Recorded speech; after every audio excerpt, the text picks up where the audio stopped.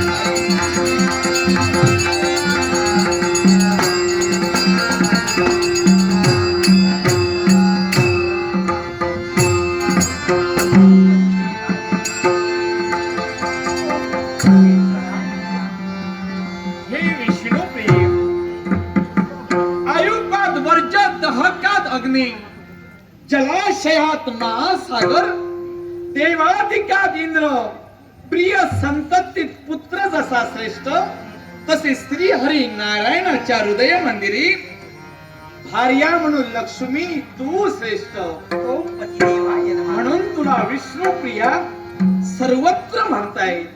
काय ग, काय? आमच्या येण्यानं तू हर्षवती झाली. अगदी सत्य. तरी पण सुद्धा मीच नव्हे तर या मृत्यूलोकाचे प्रत्येक माझ्या भक्तीला मला सांगायचंय. काय ते? जर का तुमच्या नवऱ्याने तुमच्या लाडाने प्रेमाने लाड जरी केली असेल, तुमच्या तोंडात प्रेम केलं असेल, तरी तुमचं तुम्ही कर्तव्य विसरायचं नाही. आणि ते कर्तव्य कोणतं असेल तर नवऱ्याची सेवा. कारण या नवऱ्याच्या सेवेत ब्रह्मांड चाटते हे सामान्य माणसाला माहित नाही. आणि ते माझं कर्तव्य करण्यासाठी आपण नाही का आम्हाला सांगितलं ना? आता तुझं म्हणणं रास्त नाही. तिळा एवढे बांधून घर आतर आहे विश्वंभर.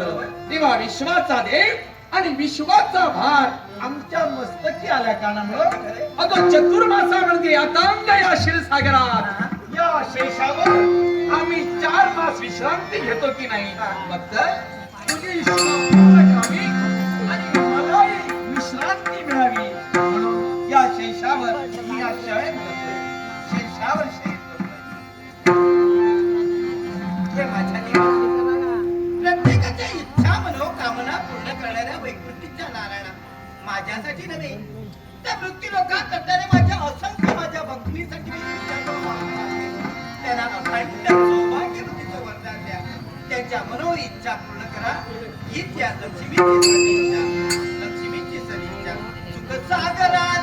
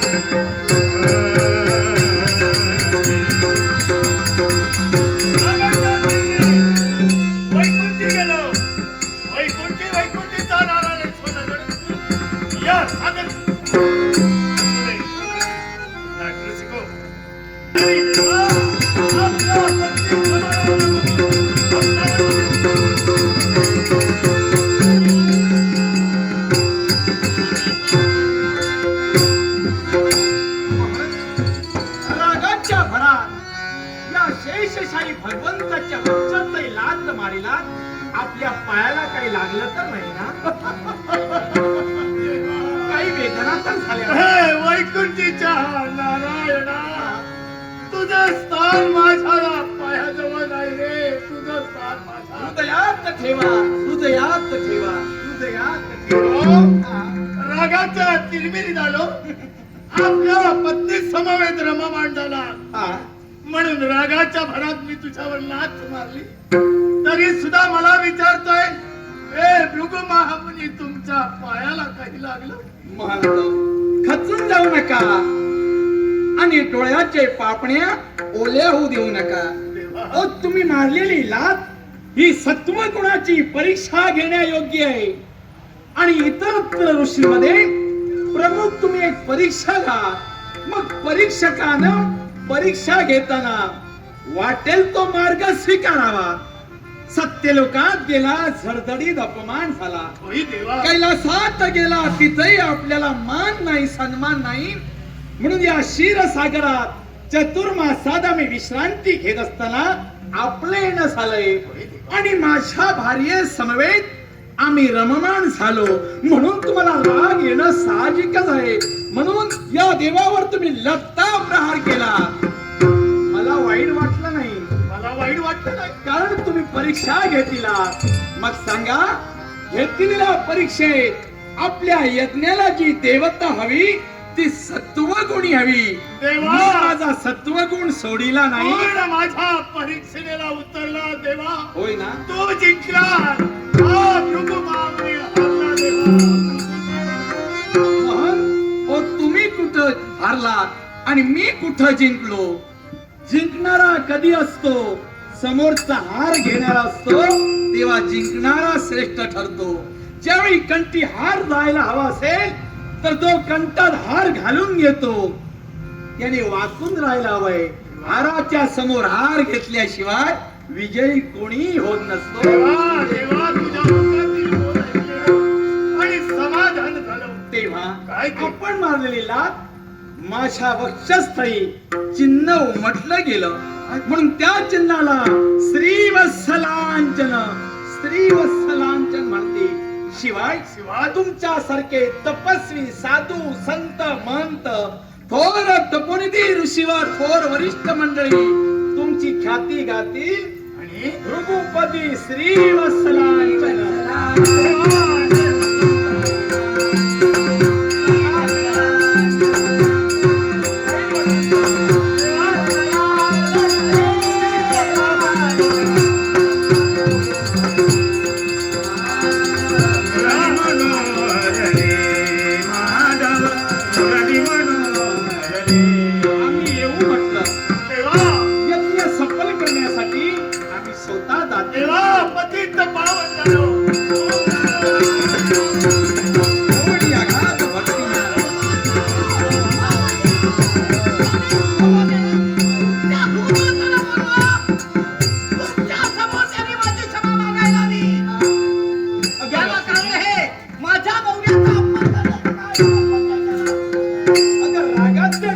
तुझ्या सर्वांना भेट घेऊ लागले. हे विष्णुप्रिय असं काय झालं? माझ्या नवऱ्याचा त्यांनी अपमान केलाय. माझ्या नवऱ्याच्या हृदयावर त्यांनी लाथ मारली. बायको तुमच्या समोर असताना तुमचा अपमान केला. मला सहन होणार नाही. त्याला इथं बोलवा क्षमा मागायला. अगं राग येणं साहजिकच आहे. पण भक्त पूजिती भगवंता, भगवंत पूजिती आपल्या भक्ता. देव आणि भक्ताचं नातं अगं असं आहे. ते झालेलं भांडण ते विसरून क्षणभर आनंद व्यक्त करणं आणि श्रीवत्सलांचन हे नाव प्राप्त करून घेणं ही समाधानासारखी 4 अक्षर आपल्याला प्रत्येक भक्ताचा मोठेपणा गाजवण्यासाठी आपण करतात. पण या स्त्रीतत्वाचा अपमान होतोय.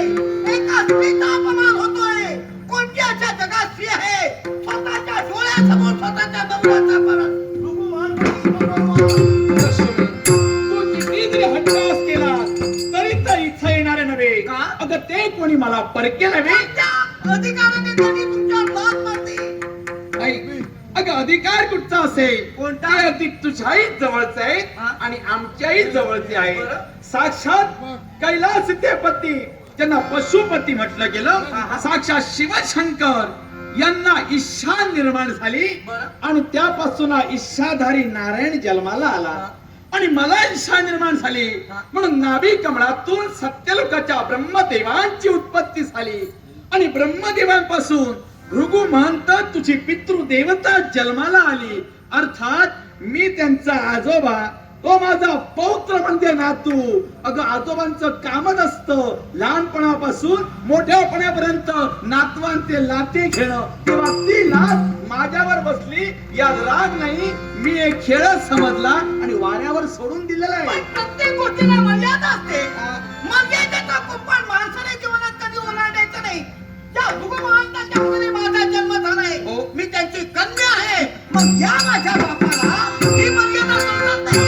नवरा बायकोच्या मंदिरात जायचं नसतं. नवऱ्या बायकोच्या मंदिरात जाऊन त्या बायको समोर नवऱ्याचा अपमान करायचा नाही, हे कळत नाही. हे लक्ष्मी, तू नवऱ्याच्या समोर अपमान तुझाही झाला असं म्हणते. मी माझा अपमान वाटून घेतला नाही. आणि भृगू महंत हे माझे भक्त आहे. अर्थात देवासमोर भक्त हे लहानच मग असतात. त्याला का शासन करत नाही तुम्ही? त्यालाही कारण आहे. कोणतं कारण? कारण हे शांततेचं प्रतीक आहे. हा? शांतता ती देवता. मी जर शीघ्र गोपी क्रोधिष्ठ झालो असेल तर माझ्यात देवपणाचा लवलेश राहणार नाही. कारण लाल येत पंचवर्षेनं, तसे वर्षेने तू ताडेत ओके 1600 वर्षे. संतप्ती मित्र वधाचरेत. 5 वर्षाची मुलं असताना, संतप्ती असताना खेळवायची असतात. 10 वर्षाची झाली की त्याची कानधरणी करायची असतात. आणि आपल्या खांद्याला खांदा ज्यावेळी भिडतो तेव्हा मैत्रीचं नातं जोडायचं असतं. भृगू महंत पुत्रा समान, माझ्या शिष्या समान आणि मला अगदी मित्रा समानी आहे.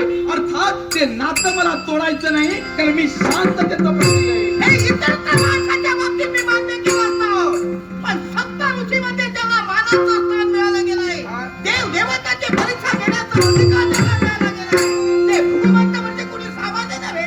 मग त्याने अप्रभुत्व असं का निर्माण केलंय? प्रत्येक शिष्याला घडवण्याचं कर्तव्य केलं. त्यांना मर्यादा करत नाही. मर्यादेचं कुंपण होणार, भृगुमंताला शासन व्हायला नाही. भृगू महंताला शासन होणार नाही. होणार नाही. तसे आपण देव भक्तांची परीक्षा घेतो. आज चक्र उलट फिरलं, भक्ताने देवाची परीक्षा घेतली. हा फिरता फेरा हे भक्ताच्या वाट्यावर लक्ष्मी मागे आलाय. म्हणजे तुमच्या बायकोपेक्षा तुम्हाला भक्त मोठे वाटते. मग जर तुम्हाला भक्त मोठे वाटत असेल, तर या माझ्या नवऱ्याचा त्याग माझ्या लक्ष्मीचा, लक्ष्मी मागं फिरवतोय. तुला मी समजावून सांगण्याचा प्रयत्न केला. याचा अर्थ असा नव्हे माझ्या संसारावर पाठ फिरवून लक्ष्मीची जाणव. पण माझ्या बायकोची तुम्हाला जर किंमत असेल, का राहावं संसारात? लक्ष्मी, अगं तुझं माझं भांडण आजच काही नव्यानं नव्हे. तुला भूतकाळची मी आठवणही करून तशी ऐकायचं देतोय. आम्हाला? वैकुंठात आपण दोघेही बसलो असताना अश्विनी कुमारांचं तिथवर येणं झालं. त्यावेळी मला सोडून आसक्त होऊन त्या अश्विनी कुमारांकडे तू पाहू लागलीस. म्हणून रागाच्या तिरमिरीत या भगवंतानं तुला शाप दिला. हे लक्ष्मी, स्वतःचा पुरुष समवेत असताना परपुरुषाकडे आसक्त होते. तू मृत्यूलोकाने अश्विनी होशी, म्हणजे चतुष्पद घोडी होशी. माझा शाप सत्य झाला आणि तू अश्विनी म्हणजे घोडी झालीस. मग मी काही गप्प राहिले नाही. हा. ज्यावेळी तुम्ही माझा अपमान केला, तुम्ही मला शाप दिला, त्यावेळी मी तुम्हाला प्रतिशाप दिला. मी जर घोडी होऊन मृत्यूलोकाकडे, तर तुम्ही एक साप व्हाल, तुम्ही नाग व्हाल आणि माझ्यासारखे मृत्यूलोकात सरपट राहणार. हा माझा तुम्हाला मग लक्ष्मी, एकमेकाची शाप प्रमाणे मला वरदानात बदलावी लागली. हजारो वर्ष वावरात मी राहिलो, अनेक जण माझी पूजा करू लागली. म्हणून त्या दिवसाला महत्व राहावं म्हणून मी नागयोनीत होतो. त्याची पूजा होत असताना मी माझ्या भाविक भक्तांना वरदान ठेविलं. तो उत्सव साजरा करण्यासाठी नागपंचमीचा, मी नागरूपात असताना नागपंचमीचा उत्सव केला. आणि दुसऱ्या बाजूनं माझ्या शापानं तू अश्विनी झालीस. तेव्हा मी चालत असताना तुला पाहून आसक्त झालो. माझं वीर्य स्खलन झालं आणि चारा ग्रहण करत तू चालत असताना ते वीर्य चाऱ्या सहित तुझ्या उदरात गेलं. निसर्ग देवतेने आपलं काम केलं. तू गर्भधारणा तुला प्राप्त झाली. त्या गर्भधारणेतून तुझ्या माझ्या तशा मिलनातून असा एकच पुत्र जन्माला आला. तो म्हणजे एकवीर होय. एका वर्षी विवाह लावून दिला. राजा वैष्णव भक्त राजा तुर्वसू याला दत्तक दिला. तुझ्या माझ्या भूतकाळाच्या भांडणातून पुत्र जन्माला आला. आता भांडण करूया नको, कोण जन्माला येईल सांगता येत नाही. विधीचा विधान आणि सत्विनाच्या प्रमाणे रेखा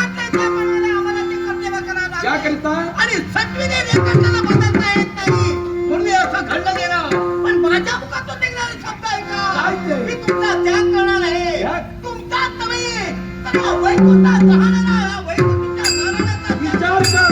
आणि एवढंच नाही तर मी माझ्या मुखात जरा शब्द आहे का असे करून घे. या वैकुंठातून बाहेर मी निघेन या वैकुंठात दारिद्र्य निर्माण होईल. या वैकुंठात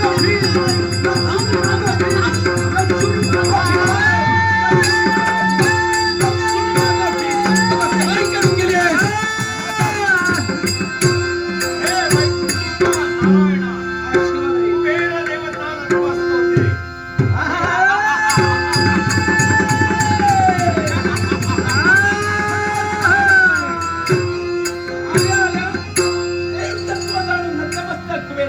आपण झाला पण मागाहून एका असुराप्रमाणे आपण विकट असत का बरं केला?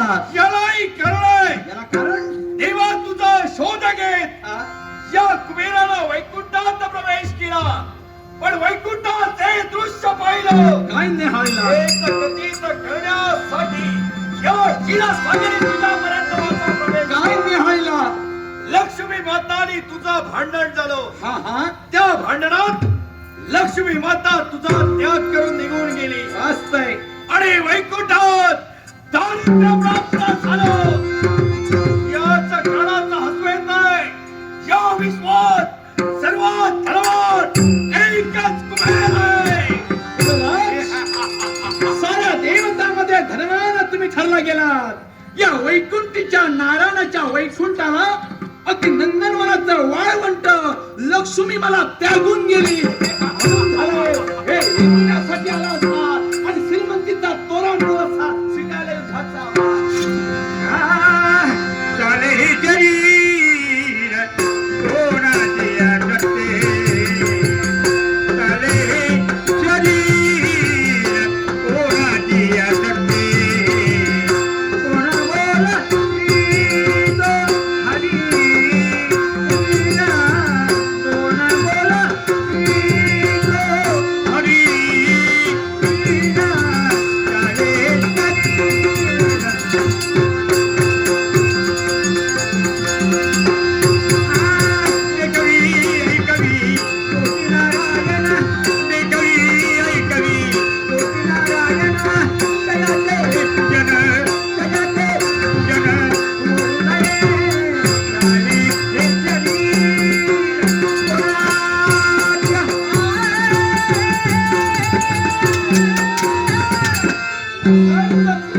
हे वैकुंठीच्या नारायणा, शास्त्र माघारी घेतलेला एकच कळ आहे. एकमेव कारण हास्य माझ्या मुखातून बाहेर पडतो क्षणी शास्त्राला शस्त्र विणलं गेलो, पण मी तर नेमका काल आहे लक्षात ठेव. का?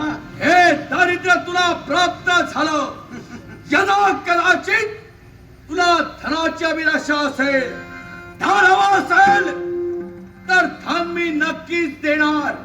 पण या कुबेराचे नियम आणि अटी आहेत. ज्या दिवशी धन देईन त्या दिवशी मी वेळ आणि काळ ठरला जाईल. त्याच वेळी माझं धन पुनश्च मला मिळालं पाहिजे. मिळालं नसेल तर हे वैकुंठीच्या नारायणा वेळ पडली असेल मी माझ्या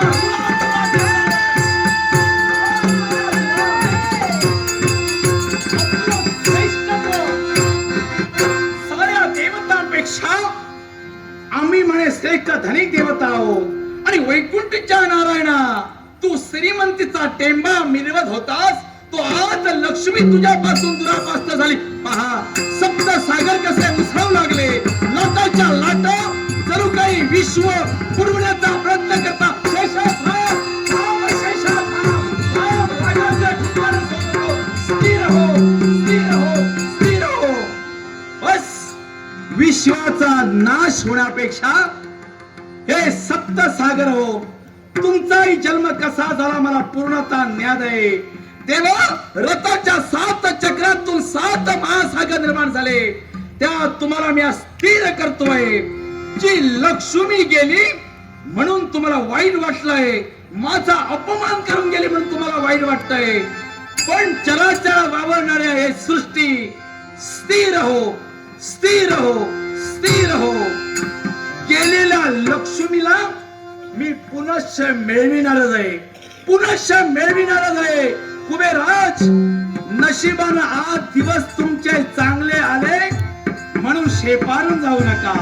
नशिबानं दिवस चांगले आले म्हणून कुबेराज तुम्ही शेपारून जाऊ नका. तुमच्या नशिबाचं चक्र हा वैकुंठीचा नारायण कधी फिरवेल